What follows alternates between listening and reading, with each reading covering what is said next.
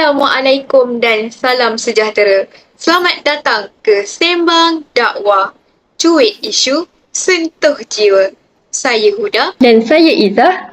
Alhamdulillah, kita kembali lagi dalam episod terbaru podcast yang bukan biasa-biasa ni. Betul tu, podcast ni bukan nak ceramah panjang berjela. Tapi kita nak buka mata, buka hati kita.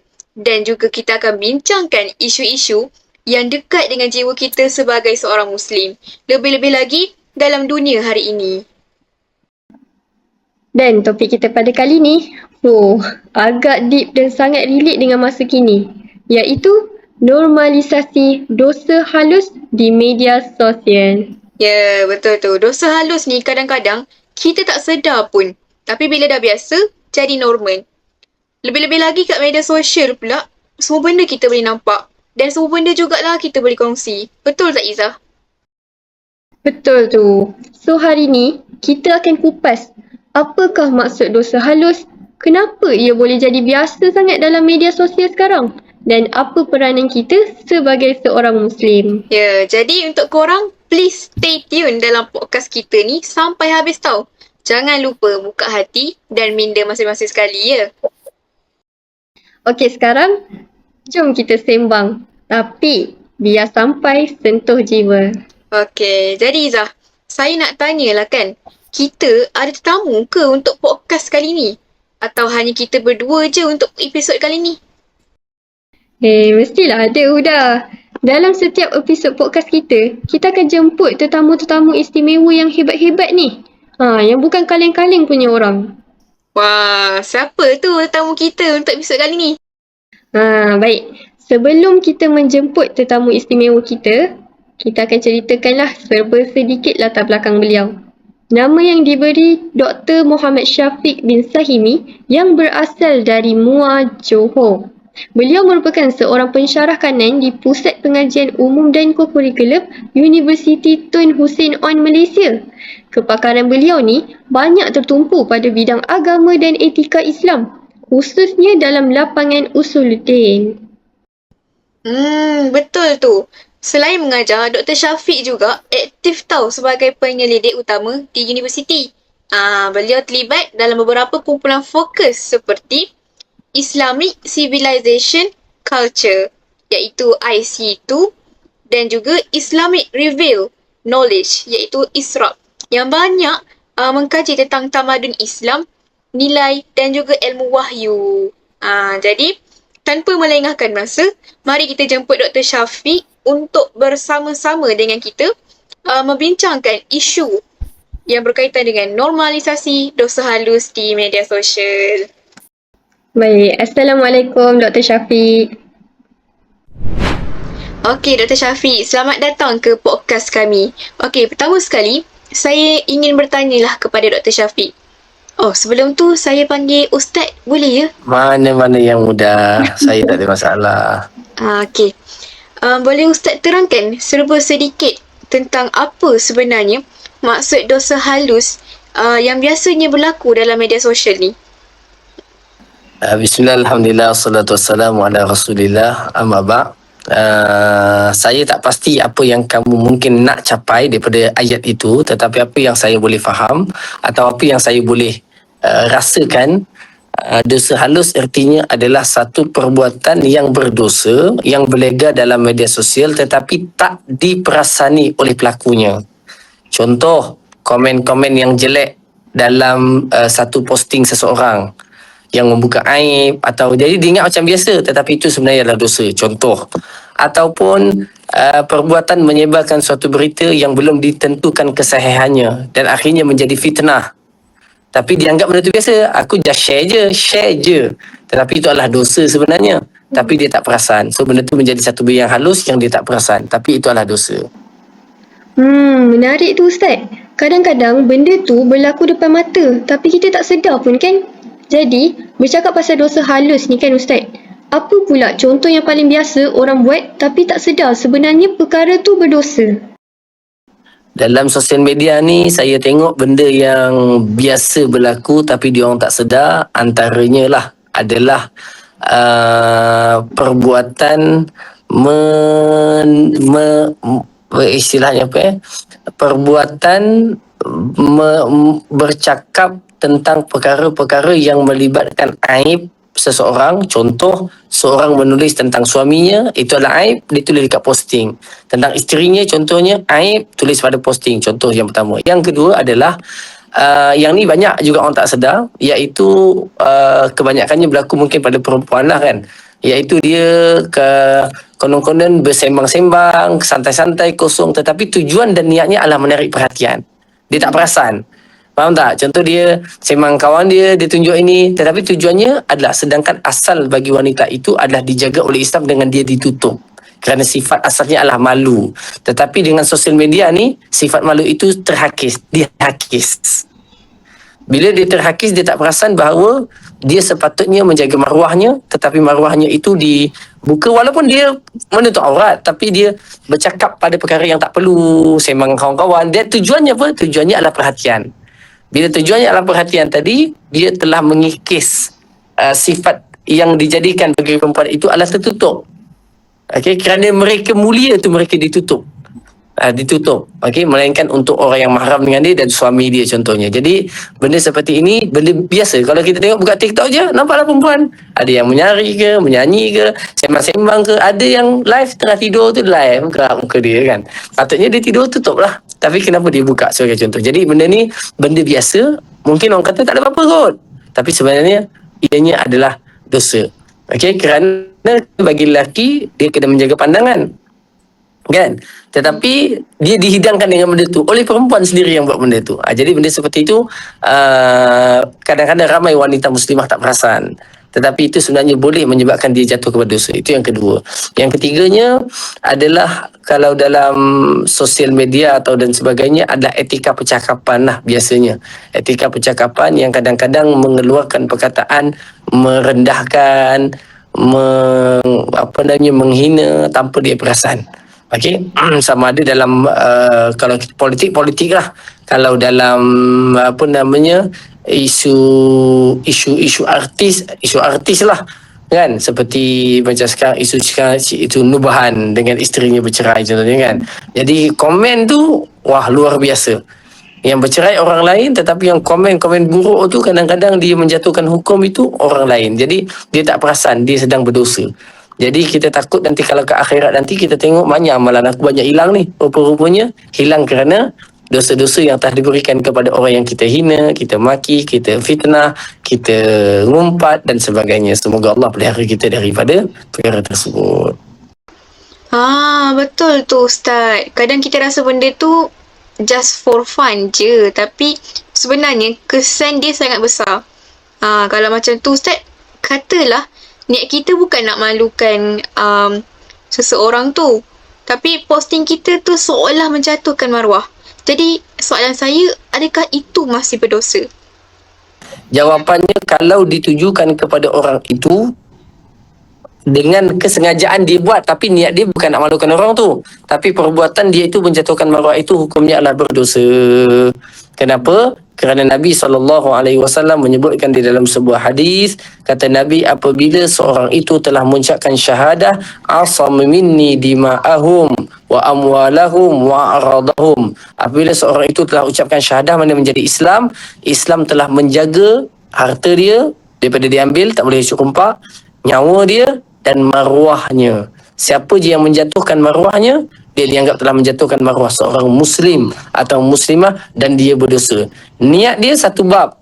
Dia kata, aku bukan nak tuju kat dia, tetapi perbuatan kamu itu tuju ke dia. Perbuatan kamu tu tuju ke dia. Okey, kalau tak ada kaitan dengan dia tak ada masalah. Contoh dibuat secara umum. Umum ni tak ada kaitan dengan siapa-siapa. Maka itu tidak bermaksudkan seperti itu. Wallahualam. Itulah. Kadang kita post sebab ikut emosi atau nak luah, tapi tak fikir kesannya dekat orang lain. Okey Ustaz, kalau kita nampak orang tu buat silap pula Ustaz kan, cara terbaik tegur tu direct ke atau lebih elok secara personal?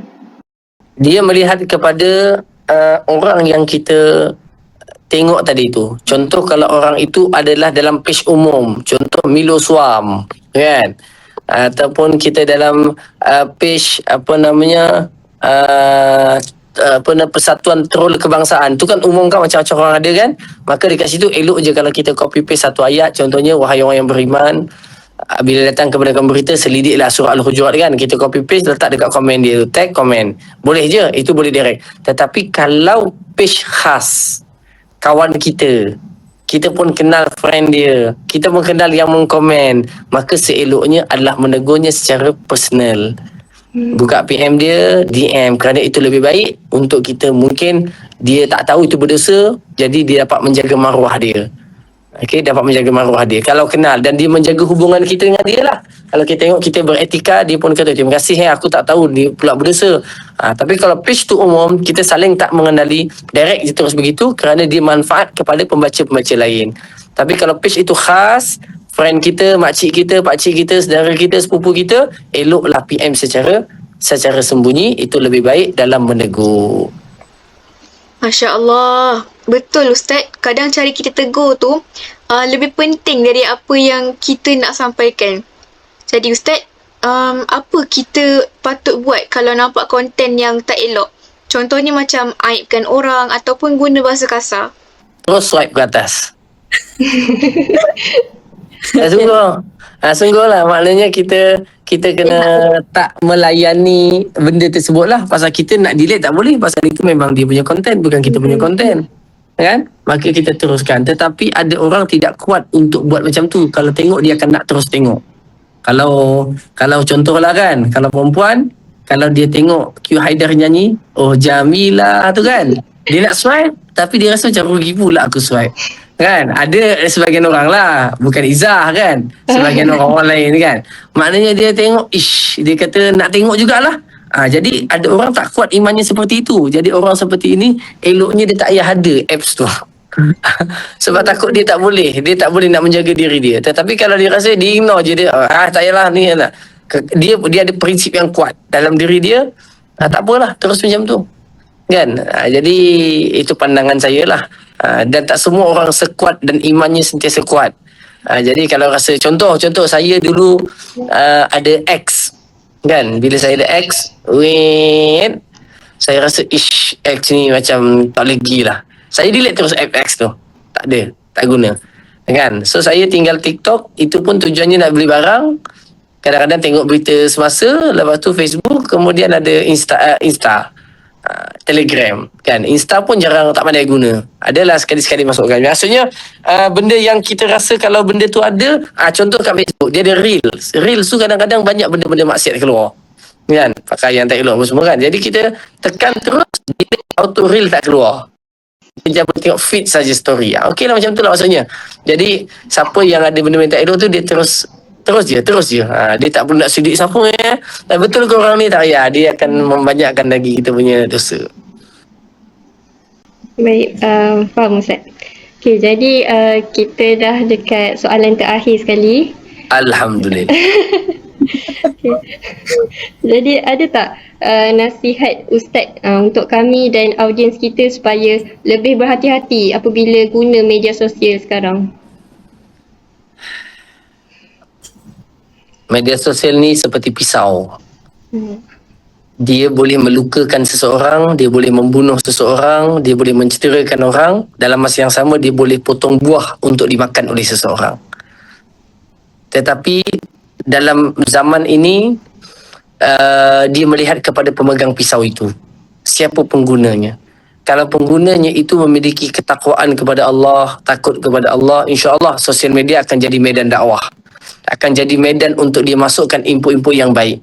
Tetapi dia menjadi serampang dua mata juga, dia boleh menjadi faktor untuk sesuatu rosak. Maka nasihat saya adalah tidak ada nasihat yang lebih besar melainkan nasihat, iaitu bertakwa kepada Allah dalam menggunakan sosial media, iaitu melihat batasan halal dan haram dengan begitu teliti. Dan kalau boleh nak tengok sosial media tu, masa kita tengok tu, masa kita merasakan kita punya iman kita kuat, supaya tarikan ke arah kemaksiatan dan tak elok tu dia senang ditolak. Tapi kalau kita tengok waktu kita tengah jiwa kosong dan sebagainya. Benda itu sangat senang mempengaruhi diri kita dan pemikiran kita untuk kita terus terjebak kepada benda-benda. Contoh seperti X, banyak golongan liberal kat dalam tu, banyak golongan anti tak ada agama, anti hadis. Jadi kalau kita masuk, dah lah iman tak kuat, kita masuk lagi, kita akan mengganggu iman, pemikiran dan kefahaman kita menjadi lebih buruk. Jadi